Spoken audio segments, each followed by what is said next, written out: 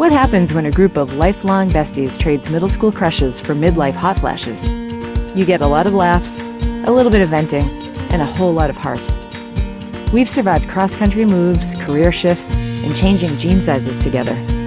Now we're tackling the invisible years. From the frustration of medical mysteries to the joy of deep-rooted sisterhood. We're here to brainstorm, de-stress, and remind you that you aren't going through this alone. Because at the end of the day, we're more than just a support group. We are friends, period.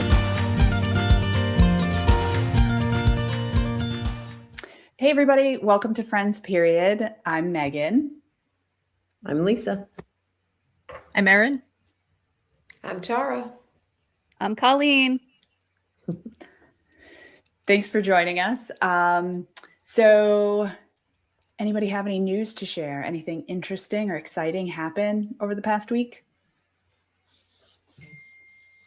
I went to Myrtle Beach for the first time. Nice. So I did a little road trip. I'm going to call it the Hampton of the South. So if you've been to Hampton Beach, you get the vibe already. But good times. How long does it take you to get there, Lisa? It was about 9 hours. Oh, wow. Okay, so that's a long We split it up, Thursday and Friday. And then on the way back, we just did the whole drive in one day. So I'm a little tired. I'm feeling my age right now. And it's a few days later, but here I am. Was the weather nice? Because it's cold here today in Massachusetts. Yeah, it was 80 for 2 days.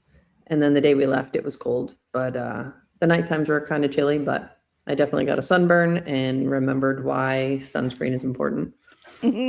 So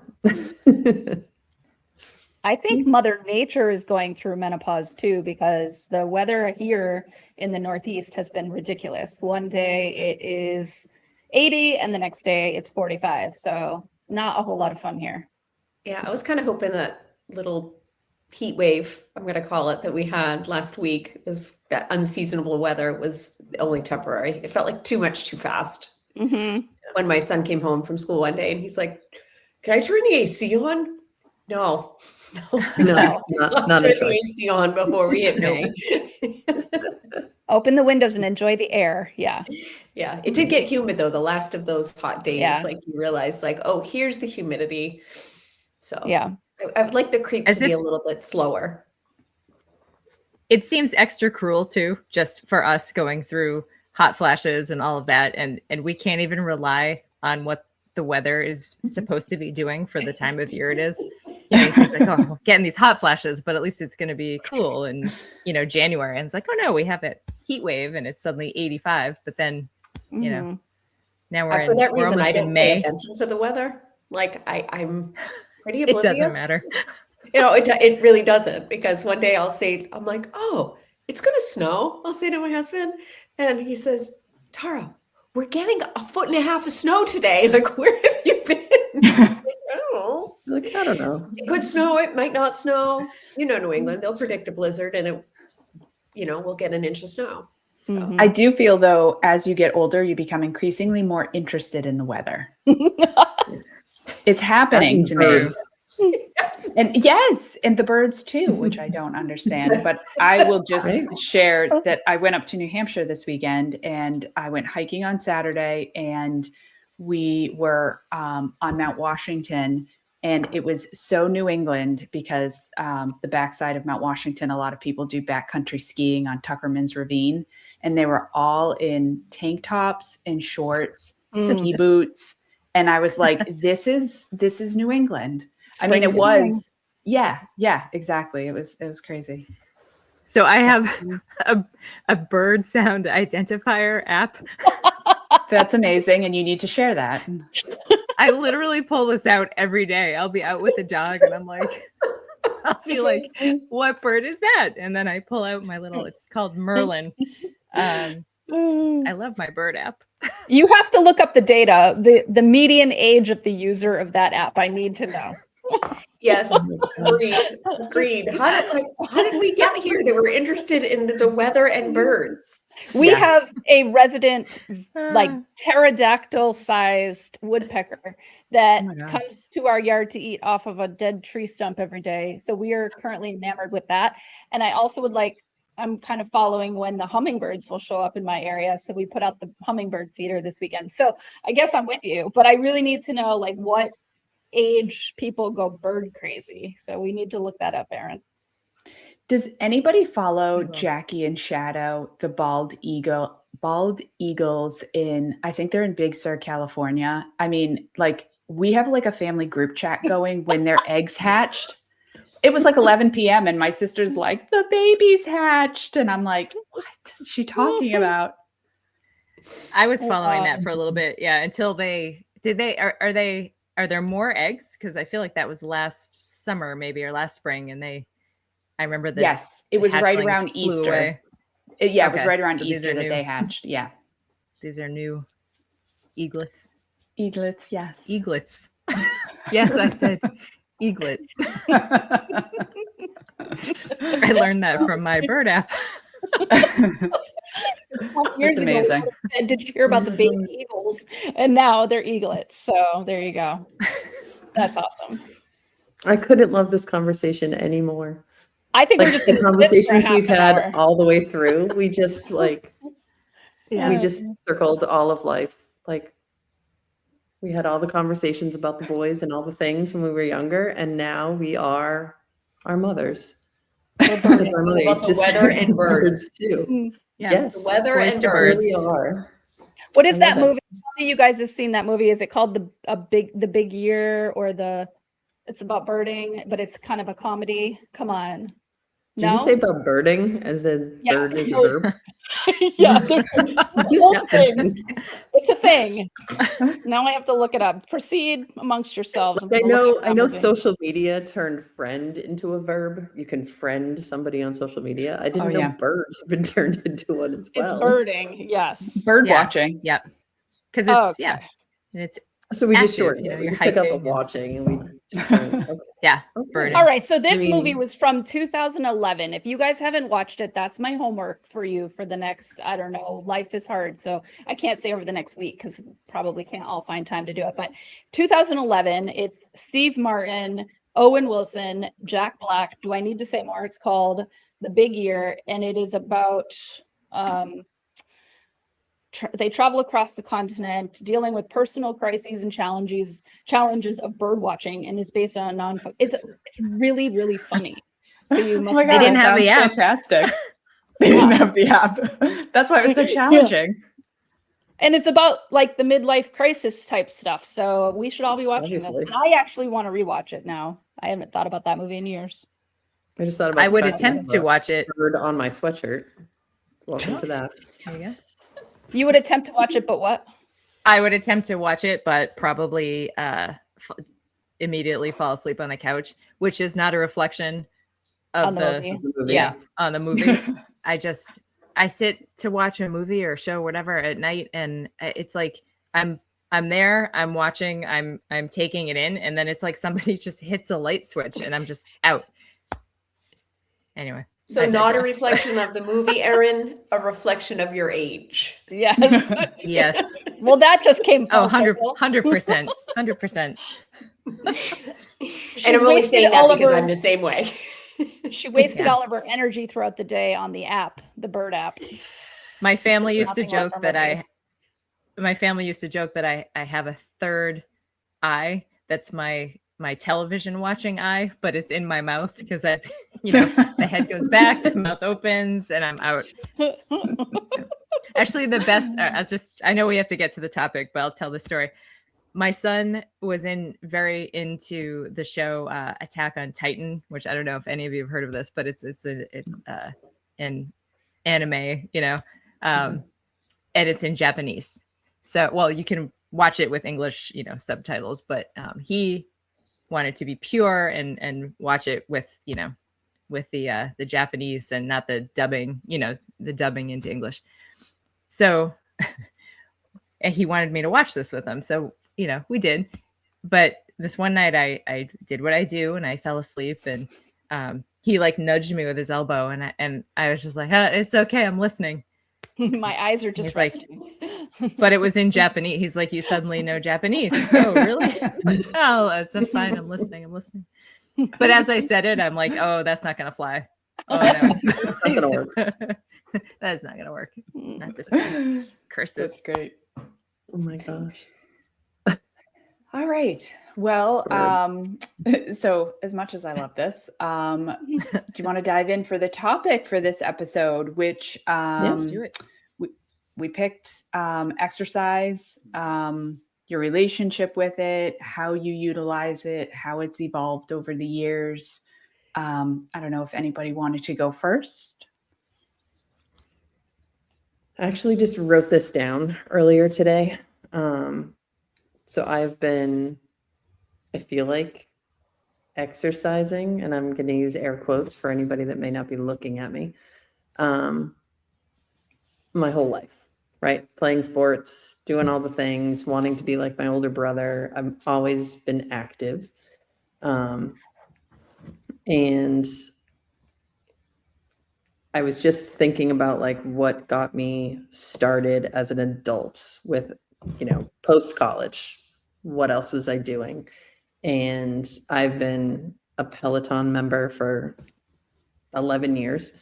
And it's evolved a lot, from riding a bike that goes nowhere to doing strength workouts and whatever. And one of the things that I have just now figured out is that one of the things that keeps me going is that I don't have to do anything the same as anybody else.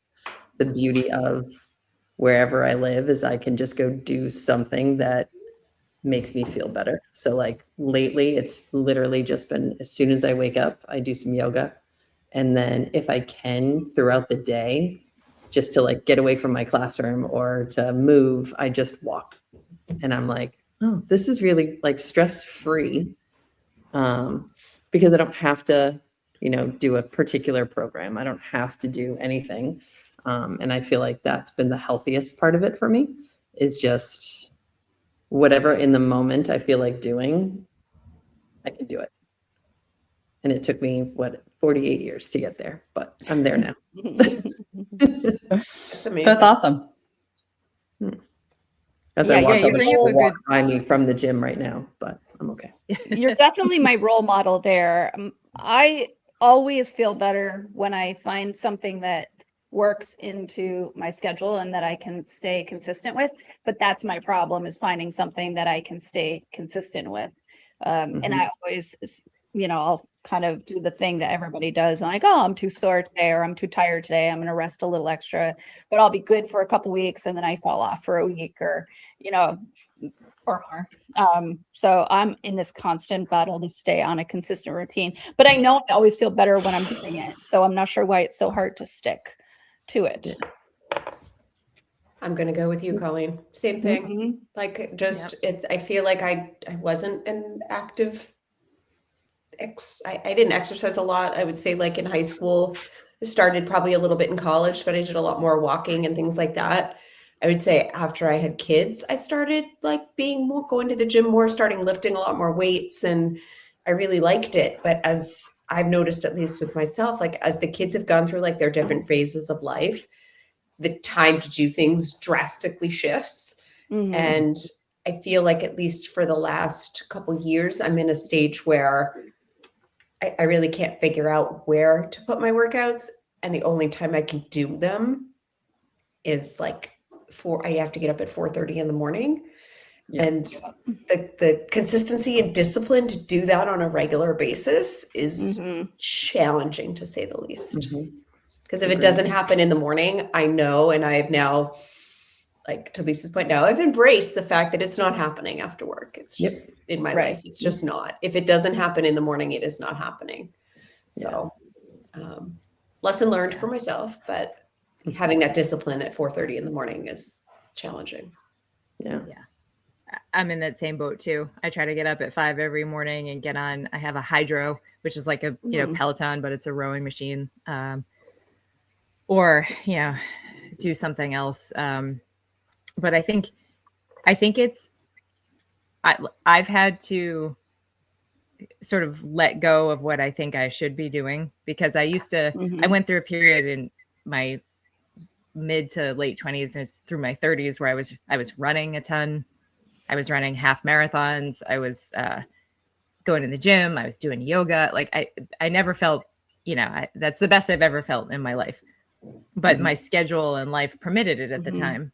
And I think I had more energy to do it at, to get up at 5 or whatever. And it's just, that's getting harder and harder. And I'm fighting sort of like wanting to go back to that because I know it produced results, but then also realizing that now I don't think it would produce results because, we're learning that walking, or at least what I've been seeing. And again, we're like bombarded with all this messaging from everywhere that's sometimes contradictory, but in this case, I think it's all pretty consistent that at our age, just walking, low impact, and lifting weights. Those are the things. So I'm trying to like shift over to, doing, I'm not doing like that crazy hit workouts on like the rower, where I'm like dying, doing it more low impact. And then I'm trying to fit in the, lifting. But it's exhausting. It's stressful, to try to. It's a lot of mental everything capacity to try and fit it in. Yeah. Yeah. Yep. And Megan, you mentioned hiking. So we know you love hiking. Is that your main source of exercise, or is that what you enjoy the most? I mean, I do enjoy it a lot, but I'm not able to go to the places where I enjoy hiking, which is mostly up north, as frequently as I'd like to. So, since COVID started, I just started doing at-home workouts, and I feel like exercising in the comfort of my own home, not having to worry about, like what my exercise clothes look like, or what I look like for that matter. I can be a sweaty, hot mess. I'm just in my house and there's no judgment, but I do need, there's a program that I subscribe to that has like a whole bunch of different workouts that you can choose from. And then there's just like Peloton. There's one instructor that I really love. I kind of follow her, gravitate towards her workouts, and I enjoy it because I don't have to think. I just do what I'm told. Because for years I tried going to the gym and figuring out my own workouts, and I just I never really knew what I was doing, and I was only going to do the things that I liked. I wasn't going to make myself run. I've never really been a runner, never really enjoyed it. There's certain exercises that I find more challenging. I'm not going to do those. So, I was actually thinking back about, like, I don't know if any of you guys did Tae Bo during the Tae Bo craze. Oh yeah. But yeah, and I used to really enjoy doing yoga, like a power yoga. And now I have like friggin' arthritis in my foot. And so I can't exercise without shoes on. And I'm like, I'm not going to a yoga class and wearing like running shoes. So that was actually going to be my jump off question to your topic, is how much do the aches and pains, because I can speak from experience, how much does that impact our willingness or our excitement to do that, to have that routine and do the exercising? Because I feel like if it's not my foot, it's my elbow. If it's not my elbow, it's my neck. If it's not my neck, it's my back. And I was never like that before. I was always very, active and comfortable. And now it's one thing or another. Like I sleep on my elbow wrong and I feel like I can't move for an hour. Like what the hell? I do wake up. I try to tell. Sore, even though I haven't done anything. So I think that's just like the new norm, right? Well, like that's I wake up and I'm definitely. like, oh, I must have worked out. And then I'm like, no, I've been lazy for the past 7 days. Oh, I just slept wrong. Right? Yeah. But then you read about it and it's the estrogen, it's the collagen, it's the this and the that. And it's like, holy crap, how do we fix some of this so we can feel a little better to be able to want to do the things to make. So it's like this self-fulfilling prophecy. Like I don't feel great, so I'm not going to exercise, which makes me feel worse. And you go downhill. So anyway, I think it's important to just remind yourself that, I'm going to feel better. I'm doing this, and it might not feel as easy as it used to, but it's going to make me feel better and allow me to, be active and, Mhm. be able to get up off the floor and walk with eventual grandkids and, all that Right. stuff as I get older. So it's like you have to psych yourself up. It's all the mental game of it now at this point. I agree with that. And I think we all have role models, like the positive role models, the ones we want to be like, and then the negative role models, like the one that we don't want to emulate, parents or grandparents. Like, I watched them go down real fast and they couldn't, walk a mile when they were in their mid 60s. I'm lucky to have parents who are, one of them's over 80 and is still goes to the gym every morning and is pretty active. And so it's like you said, Erin, it's nice to have the positive reinforcement or the positive goal of that'll make me feel better. And then also think about the people who have done that and are living the kind of life that we want to live in 30 years. So yeah, I agree with that. It's hard to keep focused though. Yeah. And I think it's important to keep that in mind because so for the past 6 years, I've been exercising more regularly and consistently, but I've also hit a time in my life where now, I feel like I'm probably building muscle, but just the way my body is, there's loose skin. And it's not getting any tighter, so it's just one of those things of I have to motivate myself by okay, I'm doing this because it does reduce my stress. I'm doing this because I want to remain mobile. I'm doing this because I don't want to lose muscle. But I no longer exercise thinking I'm going to lose weight. I'm going to be a size whatever. I can't even let any of that enter my mind. That's a good point. Megan, you that's interesting. interesting. For different reasons now. Yeah. We have different outcomes. You had mentioned having the coach that you gravitate towards. So there's one that there's kind of two messages that I get from two different coaches. And one of them is to kind of stop shitting on yourself. Like I should be doing this workout or I should be doing that workout. I love that. And the same idea from that same coach is that you haven't, lost your way. You haven't fallen off the track. You've just shifted your priorities, right? So when you've got kids, you've got to shift your priorities there. And sometimes it has to go in the morning and the afternoon, whatever. So then the other thing that made me think of is another coach who is just in the beginning of having kids, has two really small children, but is also in her 40s, says she does the 10-minute rule. So she will give herself 10 minutes. And if at the end of 10 minutes, she feels better and wants to do more, she'll do more. But if all she can get in is the 10 minutes, then at least she got in 10 minutes. So I've done that recently, but it's 5 minutes. No, that's a lie. That's a lie.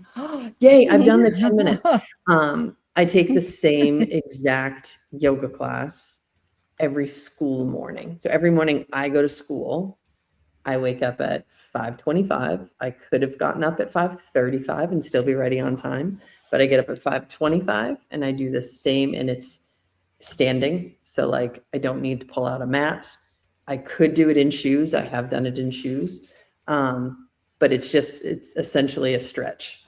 And it's the very first thing I do. And I honestly feel better on work days than I do on the weekends. I still haven't made it a priority on the weekends, but I feel even though it, you feel better. Yeah. And that's and it's story. different. The priorities are different. My husband is home on the weekends and we go do other things on the weekends, whereas we're both getting ready for work in the morning. So I can, get that 10 minutes in. But I think that 10-minute rule of I don't want to, I don't feel like it. If all you get is 10 minutes, then all you get is 10 minutes, and 10 minutes is better than nothing. So that's what I try to teach my students too. Just turn in the worksheet, put your name on it. It's better than a 0. Just do one problem. Well, that's a good point, that consistency is key. You don't have to do it for an hour, but you still did it. Right. And, your body thanks you for it. Yep. And you may feel like you may end up having more time, or you can do I always do. There's a challenge that a couple coaches have put together. It's usually during the month of December, but I've done it in a few other months that have 31 days, and it's 3 for 31. So you can do 3 miles because the coach that puts it together is a runner. I've never been a runner. I've run a little bit. You can do 3 running miles, 3 walking miles, or 30 minutes of movement every day of that month. So 3 for 31. And sometimes it's 10 minutes here, 10 minutes there, 10 minutes there. And occasionally it's been 5 here, 10 there, 15 there. And sometimes I've gone like, I'm already in bed and I'm like, oh, I only did 25. So I'll like get up and walk around the coffee table for 5 minutes. Sometimes I think the metrics are helpful. Sometimes I don't think they're helpful, but that's another thing that motivates me is my watch. I'm trying to close all the things and sometimes it works. Was that your watch that just made that noise? No, that was me. Did anyone else hear that? Oh, That was me. And I thought it was my phone. No, like, that "It's is not my bedtime bedtime reminder. Oh, It is And bedtime. I'm an What hour time is behind you. Mine will go off soon. yes. Well, All right, again, well. if I'm going to get up early, I have to go to bed early. So technically, anything after 9 o'clock is considered past my bedtime. yeah. Agreed. I'm right there with you, sister. Same. All right. So, what are our takeaways here, ladies? I think consistency is key. Just get up, move a little bit every day. Don't feel like you have to go it alone. There's tons of resources out there on YouTube or wherever to see somebody, demonstrating an exercise. If you're just new to lifting or whatever, don't feel you have to go it alone and into the wild. The other thing too is just, at least for me, we didn't touch on is accountability. Like I have committed now that I love my gym, but I've struggled to get there. So I told the owner of my gym and a friend that goes consistently that I'm going to show up on Tuesday and Friday, and you need to expect me on Tuesdays and Fridays. And so they've been kind of holding me accountable to that. So that's, Nice. kind of just like speak the goal or speak whatever it is, like Lisa, to your point, like tell everyone you're doing a 3 for 31, like just so that people around you, did you get your 3 in today? It's almost just like a different, folks around you can help you be accountable as well. And I would say throw it in our text chain. Mm-hmm. Like, you know what I mean? Like I don't care if it's 4 a.m. for me and you guys are at 5 a.m. If you're on the way to the gym, just be like, I'm going. Are you going today? I honestly like that would help me do more. That if I know that you guys are again, going to. Yeah. And then And to hey, pull it to all all our- together, the earlier we get up, the more birds we get to see and listen to. That's right. Tying it back to the birds. Why don't I get up and go walking with my app in the morning? Right. It's usually, because it's dark, and then I'd be afraid I'd be attacked by a coyote or a skunk or something. Okay. So Or a person. Yeah. So yeah. yeah.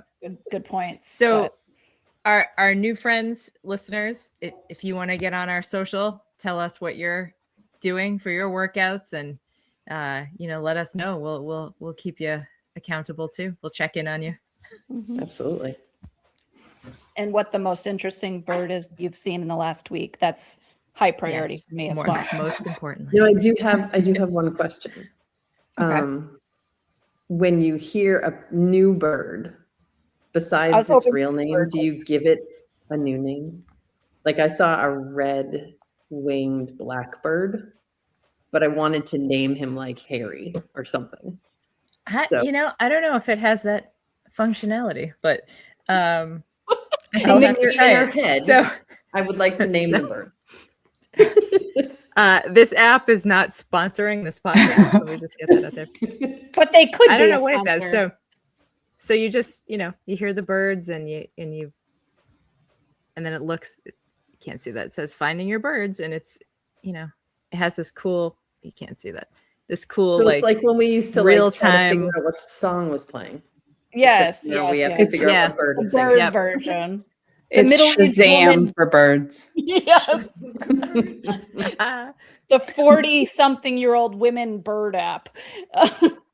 So, Erin, you are going to send us the link to that app, right? So we can all download that for next week. 100%. Awesome. Can't wait. It's awesome. Absolutely.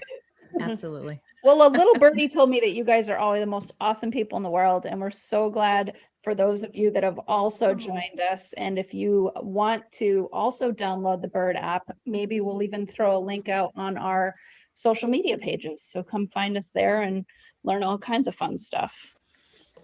I love it. So until All right, next friends. time, Bye, friends. bye, friends. Thanks for joining us.